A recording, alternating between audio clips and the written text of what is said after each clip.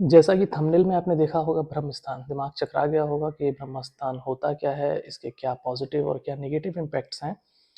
आज का वीडियो है इसी टॉपिक पे। मेरा नाम है शिवम यादव। स्टार्ट करते हैं ब्रह्म स्थान।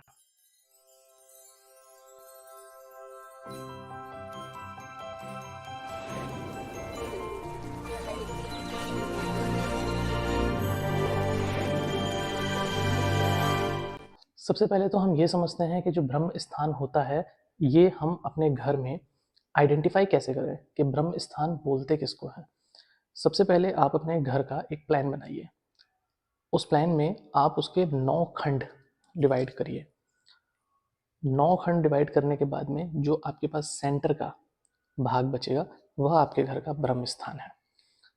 ब्रह्म स्थान क्यों इतना महत्वपूर्ण है? सबसे पहले, ब्रह्म स्थान अपने वर्ड से बिल्कुल भी क्लियर ब्रह्मा के स्वरूप को दर्शाता है। ब्रह्मा यानी कि सृष्टि की संरचना करने वाले, कॉस्मिक एनर्जी, ब्रह्मांड। आपका जो ब्रह्म स्थान है, ये डायरेक्टली कनेक्टेड होता है कॉस्मिक एनर्जी से। हमारे घर में जिस तरीके के 5 तत्वों की मैं पहले भी कुछ वीडियोस में बता चुका हूँ, हम बात कर चुके हैं इस बारे में।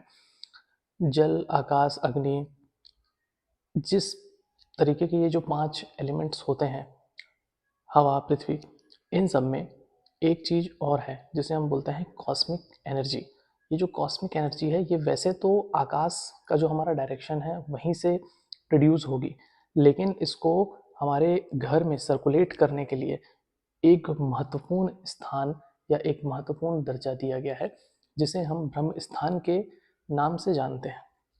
जो ब्रह्म स्थान है, वो आपने आइडेंटिफाई कर लिया कि हमारा घर का सेंटर होना चाहिए। अब हमें इसमें आगे करना क्या है वो समझते हैं। आपने एक अक्सर ये देखा होगा कि जो हमारे गांव में या पुराने घर हुआ करते थे, उसमें घर के बीच में एक आंगन का प्रोविजन होता था। आंगन का मतलब होता है एक खुलापन। उस खुलेपन में हमेशा आप एक चीज़ देखेंगे, सनलाइट, या फिर उसमें हमेशा एक पॉजिटिविटी के लिए एक ओपन स्पेस, एयर का फ्लो, ये सब सारी चीज़ें वहाँ पर अवेलेबल होती थी। आज के मॉडर्न टाइम में लोगों के पास ज़मीन कंस्ट्रक्शन के लिए बहुत कम होने के कारण, या गांव से जो लोग मूव करते हुए सिटी में आ रहे हैं, इन कॉन्सेप्ट्स को बहुत पीछे छोड़ चुके हैं। लेकिन अभी भी हम वास्तु के कुछ दुष्परिणामों से बचने के लिए ब्रह्म स्थान को कैसे अच्छा बना सकते हैं, ताकि हमारे वास्तु संबंधित किसी भी तरीके से हमारे ऊपर कोई दुष्परिणाम ना हो। कुछ बेसिक सी चीज़ें हैं, अगर आप इन बातों का ध्यान रखते हैं तो आपका ब्रह्म स्थान ही आपके लिए पॉजिटिव वर्क करना स्टार्ट कर देगा। जिसमें सबसे महत्वपूर्ण यह है कि जब आपके मकान का कंस्ट्रक्शन स्टार्ट होता है, उस समय आपको जो बातें ध्यान रखनी है, उसमें से नंबर 1 है कि आपको अपना ब्रह्म स्थान बिल्कुल खाली रखना है। वहाँ पर कोई भी स्ट्रक्चर रिलेटेड चीज़ें, कॉलम, बीम या किसी भी तरीके की चीज़ें नहीं आनी चाहिए। दूसरा नंबर, उसमें मैकेनिकल, इलेक्ट्रिकल या प्लम्बिंग, ऐसा कोई भी इक्विपमेंट या ऐसी कोई लाइन, इस टाइप का कोई भी काम वहाँ पर नहीं होना चाहिए। कोशिश करिए कि एरिया पूरी तरीके से क्लीन हो। बिल्कुल भी यहाँ पे किसी भी तरीके का निर्माण ना किया जाए। निर्माण का मतलब है आप वहाँ पर किचन, बेडरूम, आपका वॉशिंग स्पेस, आपका टॉयलेट, सीढ़ी, स्टेयर्स, ये सब आपको बिल्कुल भी नहीं बनाना है। आप जब भी कंस्ट्रक्शन कर रहे हैं तो आप अपनी प्लानिंग में बिल्कुल इस चीज़ को मार्क करिए। आप इसको 9 भागों में डिवाइड करिए। सेंटर ऑफ द हाउस, ब्रह्म स्थान टोटली खाली होना चाहिए।